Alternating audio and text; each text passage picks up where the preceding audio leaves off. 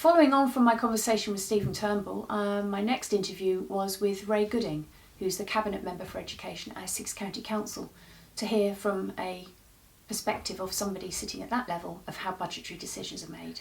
Thank you so much to Cllr Ray Gooding, who you very kindly agreed to speak to me today. And the reason that I've asked you to speak to me today is because you'll be aware that on May the 30th we have this National Day of Action around the crisis in the SEND funding.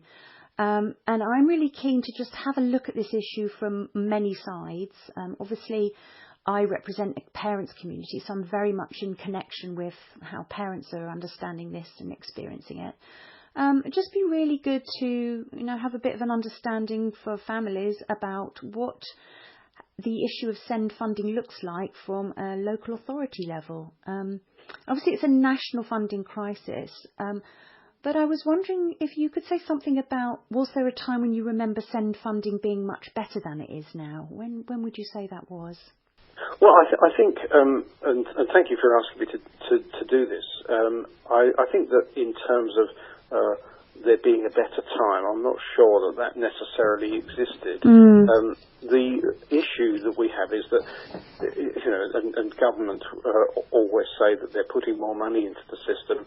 That's undoubtedly true. The real challenge is whether that's sufficient extra money. I mean, I've got some details here. Back in 2014, in Essex, which is after all one of the largest local authorities, local education authorities in the country. In fact, I think we're the second largest. Back in 2013-14, we had 110 million going into SEN funding out of the school's allocation. This year, or in the coming year, 2019-20, we're looking at 145 million. So, superficially, that looks as though that's quite a significant additional amount of money. Yes. However, given that the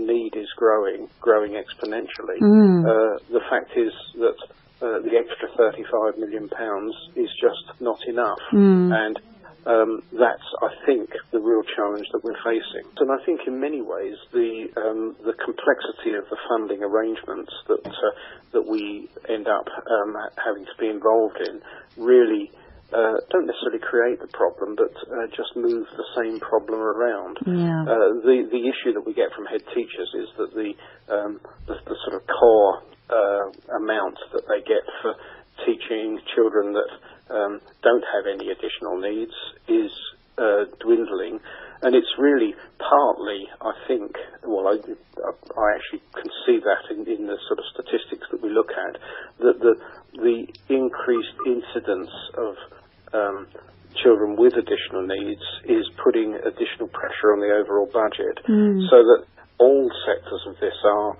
struggling. And what do you think, as a local authority, what do you know about why are there so many more children that need this SEND provision? Is it really that more children have diagnosed or confirmed additional diagnoses, assessments, conditions, or is it just that the needs of children generally are changing? What's your take on that? Well, I think it's interesting, and I'm not sure that anybody really knows. I mean, certainly in Essex, over the last few years, we've seen in the last 3 years an 11% increase in the number of children and young people who've been identified as being on the autistic spectrum in some way or another. We've seen a 22% increase in the number of children who have had education healthcare plans. That really is quite frightening, and I don't think anybody understands that.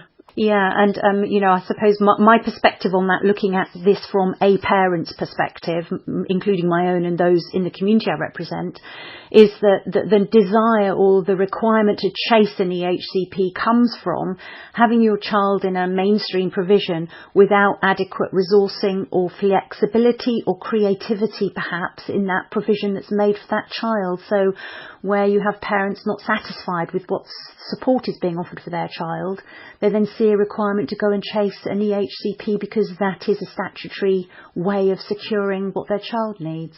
A parent's need, an obvious wish, we'd all support it, to get the very best for their child, is necessarily being met by this process. Clearly, if mainstream schools, and as I mentioned earlier on, if there was sufficient funding at the base level for children generally, then the need to apply for additional money, both by parents and by schools, would be less relevant.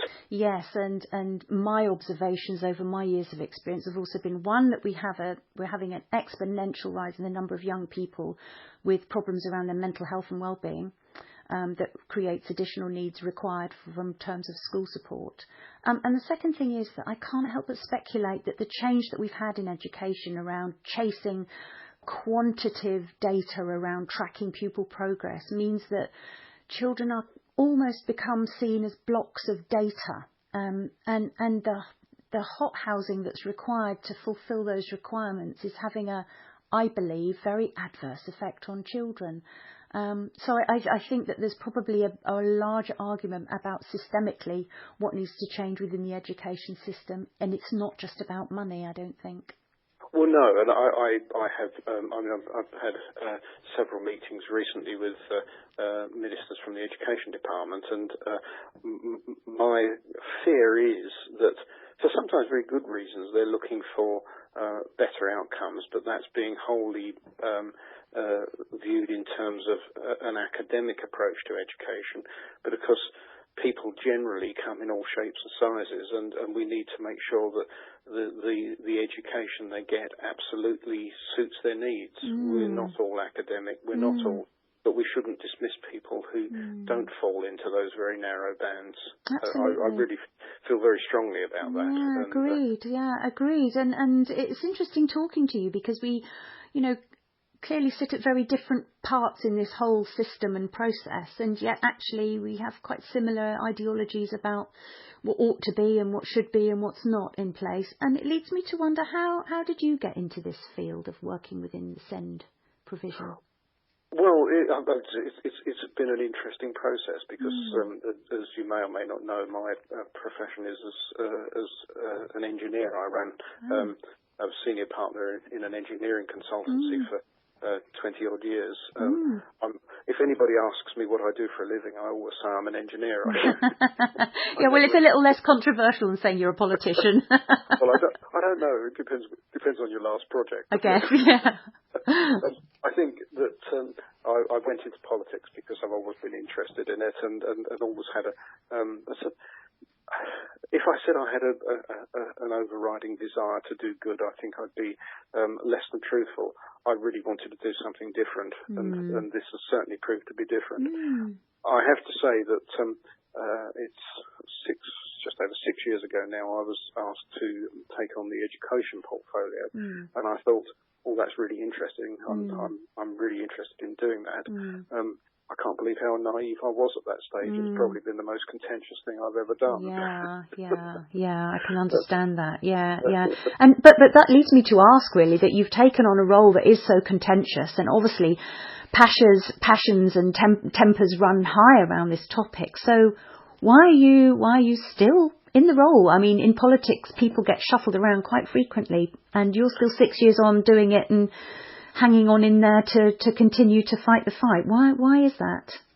Well, I think I'm hopeful that I've made a difference, and I think that not just in the sphere that we're talking about at the moment, but certainly trying to improve the standard of education that people get across the piece, and actually try to question some of the sort of newly received wisdom.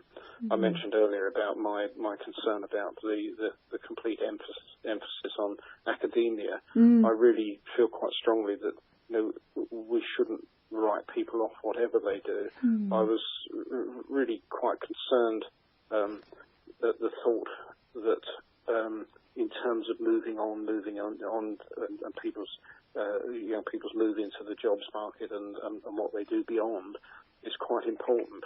we have this mantra that everybody should get GCSE in English and Maths, and of course we want everybody to get GCSE in English and Maths. That's the sort of bedrock of everything that we do. But for the child that's perhaps dropped out of school when they're 12 and doesn't want to go to school, doesn't like it, but then decides that they really wouldn't quite like to be a bricklayer, we say to them, the first thing you can do before you lay the first brick is that you've got to go away and get a GCSE in English and Maths. And of course, they immediately rebel from that, and we lose what could be perhaps a very good bricklayer on the basis that they really just don't want to do that part of it. People need to be able to acquire those skills and that knowledge in a whole series of different ways.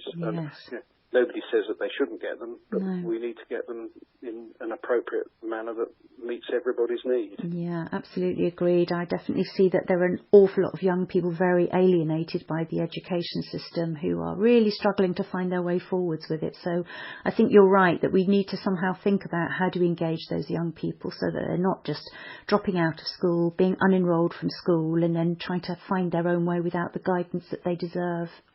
Well, absolutely, and I think that from that point of view, it's something that we really need to home in on and to sort of looking at young people with additional needs. They're often challenged by some of these requirements for a variety of reasons, whether it's a physical disability that they're struggling to get over or other issues.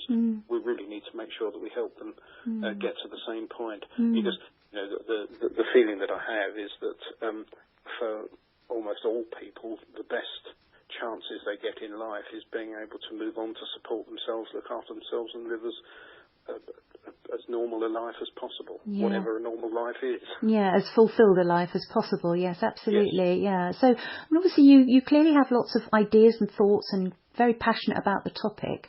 Are you able to tell us anything about, what are you currently working on? What are the plans for the future that would outline how you aim to realise some of these ideas and visions that you have? Well, the issue that we have around schools funding and all of that's something that I'm working on quite hard at the moment, that I'm lobbying the ministers to try to give us some extra resources to make sure that we meet those needs. But I actually think that the next stage in people's lives is very important as well. The transition from childhood to becoming an adult is really quite a difficult time for most young people. Obviously, for people with additional needs, that's even more difficult. But one of the things that I get really quite concerned about is where we look at adults with learning difficulties who perhaps get taken on by a further education provider or somebody else, and they just then sit year after year recycling the same training over and over and over without ever moving forward. Yeah. And I think that we really need to do a lot more in helping those people to achieve what they're really capable of. Definitely, it's clearly a huge area of need because the percentages of adults with additional needs in employment are woefully low. So definitely something is needed there. And we recently ran a workshop ourselves in the northeast of Essex around transition planning with some very experienced parents who were able to share their knowledge with other parents in terms of how to educate yourself around these processes and look at the tools that there are around you so that you can use them to your advantage to get the best outcomes for your young people, which I think is such a huge and key area. So just to conclude, coming back to the main topic around the national SEND funding, I heard you say there that you're really pushing government to look and review the funding formula for schools. Does that mean that you are also saying that what's needed is more funding at local authority level from central government? Well, I think that the school funding generally is a sort of block sum that comes to each local authority, but much of it is passported directly to schools. The high needs block, which is the section that we use to deal with the SEND issue, is passed back to us But the bottom line is that there is insufficient money in the system generally. Yes. So that's what I'm really working on, to get an understanding by government that whilst they may have given a lot more money to education, we don't dispute that, it really isn't enough. Definitely, and it comes down to, the end of the day, there is, from a parent's perspective, a finite pot of funding, and that somebody has the responsibility to decide how that is allocated, and I think that's the part where it becomes rather scrappy and a sort of an elbow fight to get what you need for your child. That's why I'm always going to be the enemy, isn't it? Well, I don't think so. I hope not. I think, as we've said all along, I think working together on these things will help everybody to a much greater extent than sort of constantly. I agree. Headbanging. I absolutely agree. We all want the same thing, which is the right thing for the child, the right outcome for the child. So it was really interesting hearing from Ray, and I think that one of the things that struck me was how the school's funding formula has been changed at a national level, and that has massively impacted the funding for education as a whole. So when we hear that the government has allocated more money than ever to send, it's actually wrapped up in the fact that there's less money in schools than ever before. And I was appreciative of the fact that Ray is sticking in there with a difficult job to do and really trying to fight the corner for our SEND kids to get the funding that they need. But I think that one of the things that was sad for me to hear was that no matter how hard he might be fighting and doing that with passion and dedication, that there is still this antagonism in the system, because the local authority hold all the resources and there is not enough to go round, which means we will constantly as parents be trying to get through the gates to get the resources we need for our children. But I think my conclusion there again is that it's important that parents really, that we all understand how this system works, so that we can be our children's best advocates when we are pressing on to get the resources that we need and the support that we need for our children.